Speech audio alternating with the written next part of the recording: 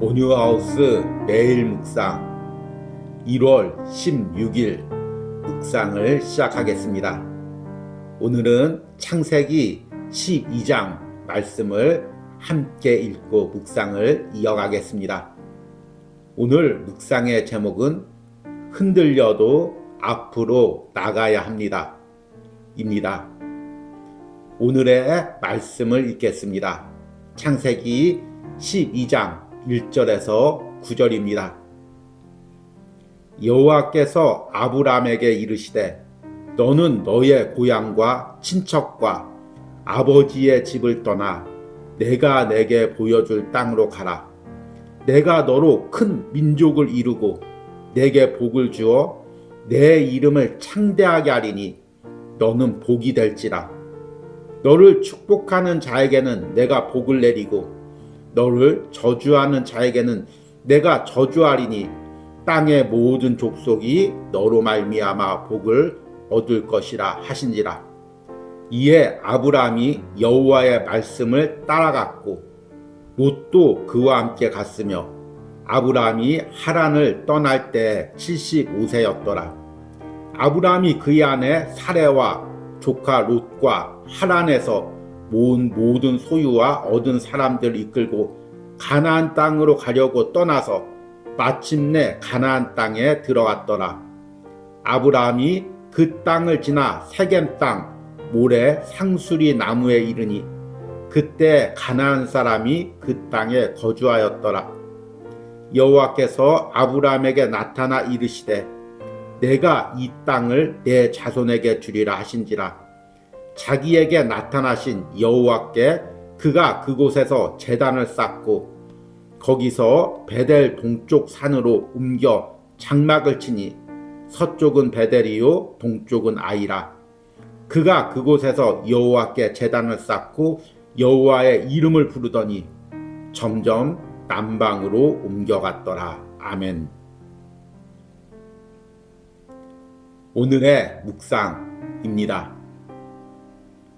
어릴 적 주일학교에서 아브라함의 이야기를 들으면 범접할 수 없는 신앙의 위인을 대하는 느낌이었습니다. 믿음을 위해서라면 하나뿐인 아들까지도 주저없이 하나님께 드릴 수 있는 결단의 영웅을 만나는 것 같았습니다. 그러나 내 눈으로 성경을 읽으면서 만난 아브라함은 또 다른 인물이었습니다.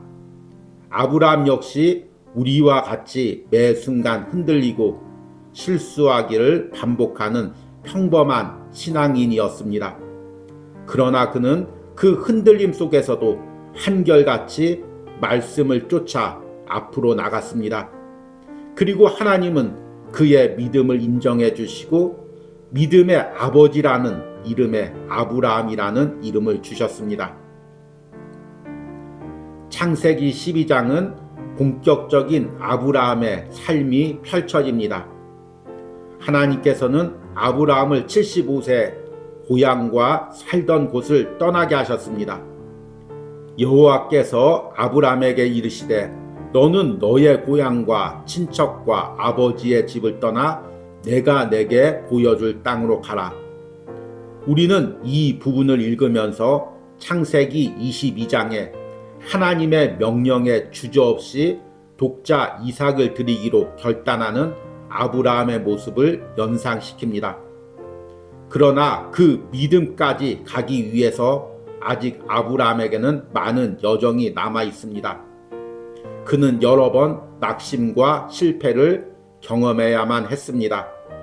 아직 아브라함은 흔들리고 주저하며 힘겹게 발걸음을 내디뎌야 하는 상황이었습니다.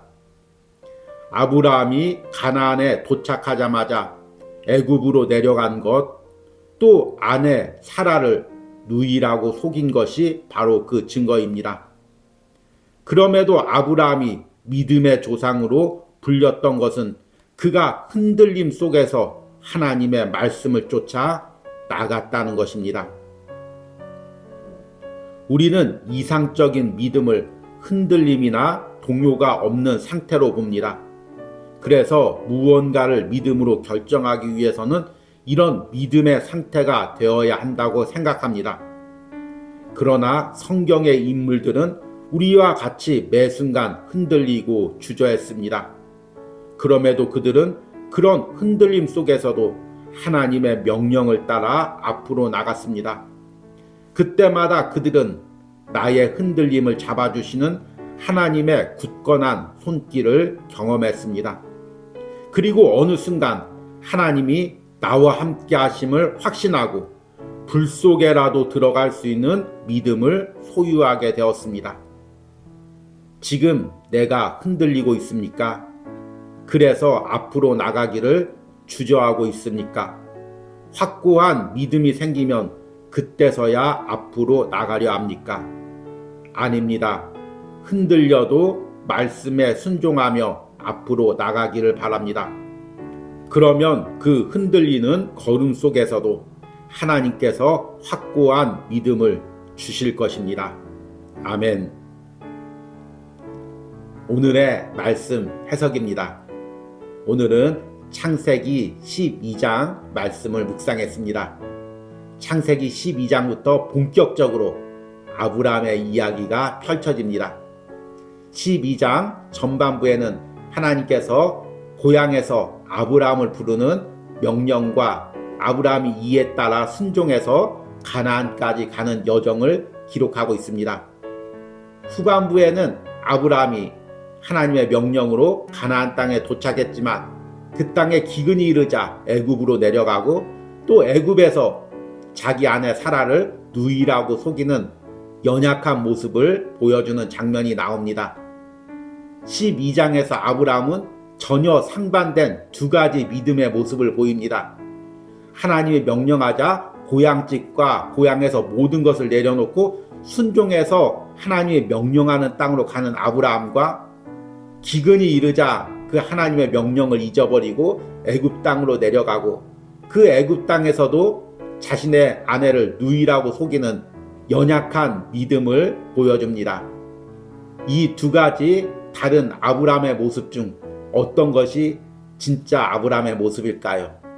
어떤 것이 진짜 믿음의 조상의 모습일까요? 그러나 우리는 이 두 가지 모습 속에서 아브라함에 있었던 두 가지 모습을 다 보게 됩니다.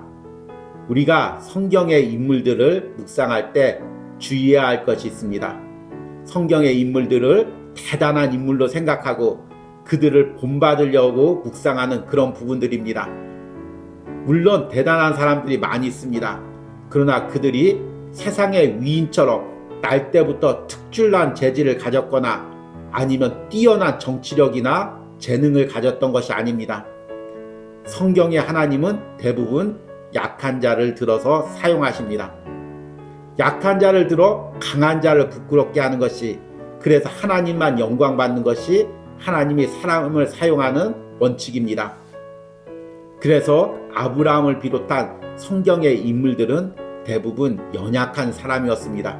우리와 같이 쉽게 흔들리고 쉽게 좌절하는 연약한 사람이었습니다. 그럼에도 그런 연약함 속에서 간절히 하나님만 바라고 하나님을 섬긴 사람들입니다. 우리가 성경의 인물들 통해서 본받아야 될 것은 그들의 인간적인 재능이나 외적인 능력이 아닙니다. 연약한 가운데서도 하나님을 붙들고 바랬던 그들의 신앙입니다. 오늘부터 이제 아브라함의 말씀을 묵상하겠지만 아브라함은 곳곳에서 실수합니다. 곳곳에서 하나님 뜻과 다른 결정을 하고 또 후회하고 다시금 무릎 꿇고 회개합니다.